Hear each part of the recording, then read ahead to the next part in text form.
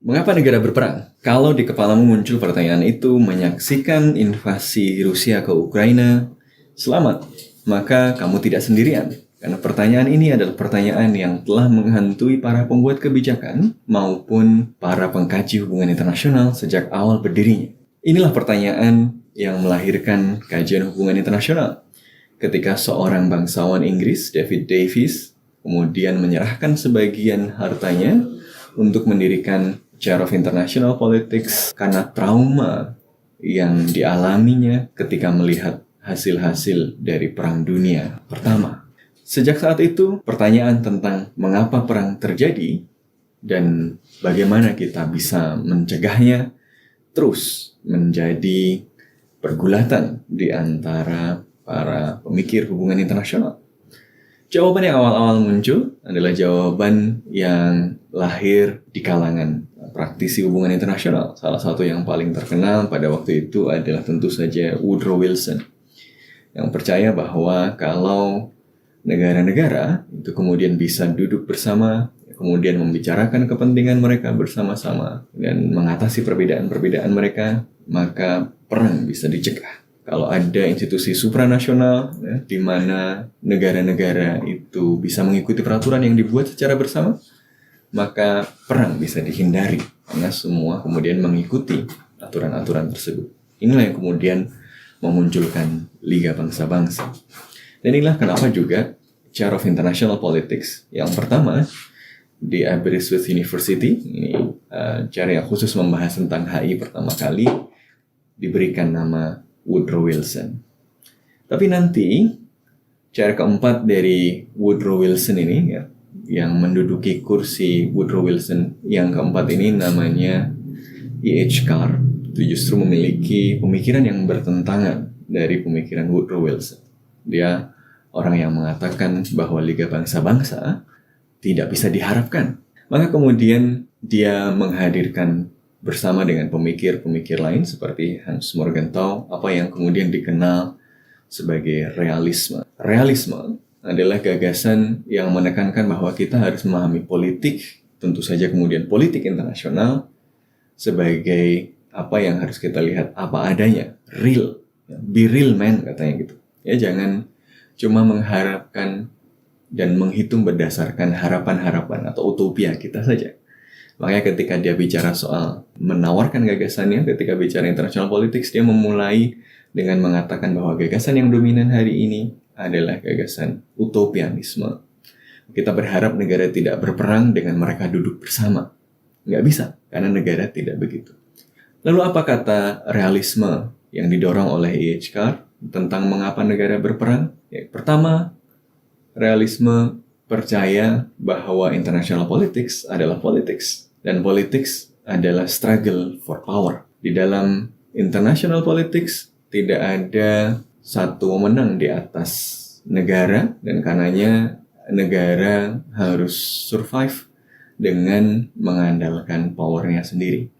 Karena itulah negara kemudian berperilaku menjaga keamanannya sendiri, menjaga keselamatan dirinya dengan mengumpulkan power.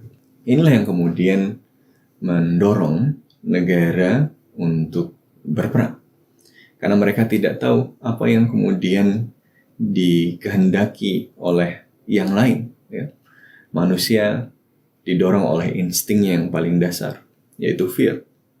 Dan fear ini kemudian menjelma pula dalam hubungan manusia di level internasional, yaitu di dalam hubungan internasional.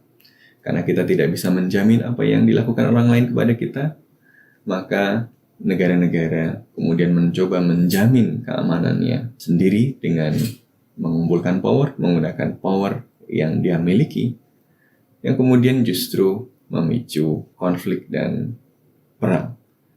Kalau mau damai, bagaimana caranya?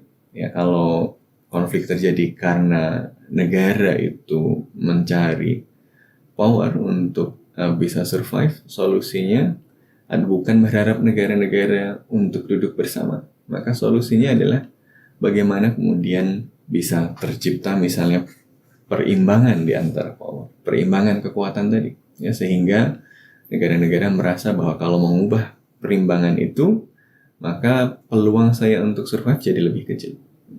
Jadi cara untuk membuat negara berdamai adalah buat negara merasa rugi kalau berperang. Tetapi jawaban ini kemudian dirasa terlalu pesimistis. Maka ada perspektif yang kemudian membalas realisme dengan mengatakan bahwa manusia masih punya harapan. Bahwa dengan membangun institusi yang tepat, dengan membangun sistem yang tepat di level internasional maupun di level domestik, maka perang bisa dicegah. Kalau di level internasional misalnya ada organisasi internasional yang memungkinkan perbedaan kepentingan tadi dijembatani. Atau kalau di level domestik ada institusi yang demokratis sehingga kalau mau berperang ada mekanisme yang ngerem. Oh, jangan perang dong, karena perang akan merugikan kita semua. Atau kalau ada kesaling tergantungan ekonomi karena perdagangan bebas, maka orang akan berpikir 2 kali, 3 kali, 4 kali untuk berperang. Kenapa terjadi perang? Karena tidak ada mekanisme untuk mengerem perang tadi. Maka yang harus dilakukan apa? Ciptakanlah mekanisme untuk mengerem perang tadi. Itulah yang disebut dengan segitiga Kantian. Ya, demokrasi, kemudian perdagangan bebas, dan institusi internasional. Nah, inilah perspektif yang kemudian kita kenal sebagai liberalisme. Perdebatan belum selesai, karena kemudian generasi selanjutnya yang percaya bahwa politik harus dilihat as it is. Nah, kalau cuma berdasarkan asumsi filosofis bahwa manusia itu didominasi oleh fear, bahwa politik itu adalah struggle for power, kita tidak bisa memprediksi perilaku aktor-aktor sehingga kita tidak bisa mencegah perang terjadi. Oke, bagaimana caranya? Maka ada pemikir seperti Kenneth Waltz yang mencoba membuatnya menjadi lebih ilmiah ya, dalam tanda petik. Nah, kemudian dia membagi penjelasan perang atau penjelasan terhadap perilaku negara ke dalam 3 level. Ya, level internasional, level nasional, level domestik, ya, dan level di bawah negara. Di level di bawah negara, ya seperti di level individu, penjelasannya adalah kenapa negara berperang. Karena ada faktor seperti Hitler gitu ya, orang yang memang kemudian punya satu ambisi tertentu. Atau penjelasan kalau sekarang karena Putin, gitu ya, karena Putin punya ambisi tertentu. Nah, ini penjelasan below the state. Kemudian ada penjelasan di level domestik seperti tadi, perspektif liberal percaya bahwa kalau ada mekanisme negara yang demokratis, kalau negaranya demokratis dia akan cenderung tidak berperang. Kalau negaranya tidak demokrasi, lebih mudah berperang karena nggak ada yang ngerem. Tapi kemudian Waltz mengatakan bahwa yang paling bisa menjelaskan kenapa negara berperang dan bagaimana kita bisa mencegah ada di level yang paling tinggi, above the state level system. Negara berperang kenapa? Karena sistem internasional yang anarki, yang menciptakan situasi self-help, yang kemudian secara rasional menghadirkan pilihan bagi negara yang membuatnya dalam situasi berperang, situasi konfliktual. Karena di sistem internasional tidak ada yang mengatasi semuanya, ya, negara di dalam sistem itu punya fungsi yang sama, semuanya mau survive. Ya, ketiadaan aturan, ketiadaan institusi yang bisa mengatasi kedaulatan semuanya, inilah yang kemudian membuat distribusi di dalam kekuatan internasional menjadi penting. Maka kita bisa menjelaskan kalau kata Waltz bagaimana perilaku negara dengan melihat bagaimana distribusi kekuatan internasional ya di dalam sistem internasional tersebut.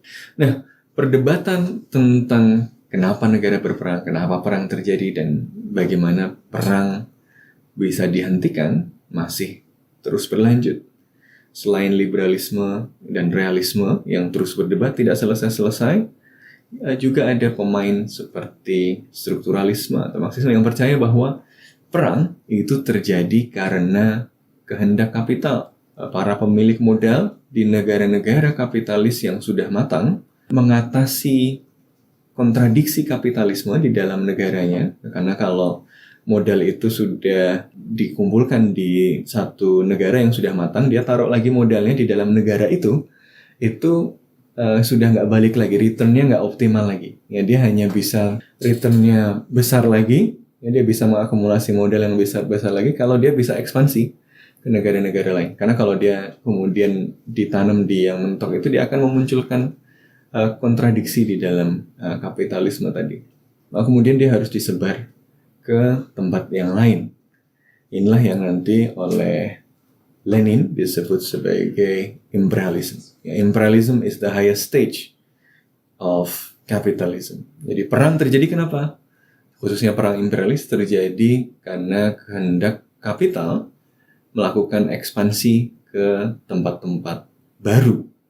Ya, penjelasan-penjelasan ini kemudian juga sering digunakan untuk menjelaskan kenapa negara berperang. Misalnya kenapa Amerika Serikat menyerang Irak, kenapa Amerika Serikat atau Italia misalnya terlibat di Libya dan seterusnya.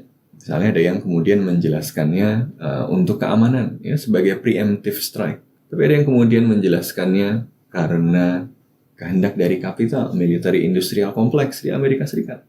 Sampai hari ini perdebatan tersebut masih terus berlangsung dan dikaji oleh para pengkaji hubungan internasional. Barangkali salah satunya adalah teman-teman yang sedang menonton HI 101 kali ini. Karena jawabannya masih belum jelas, maka barangkali memang lebih pantas kita dendangkan saja qasidah. Ya, banyak yang cinta damai, tapi perang semakin ramai.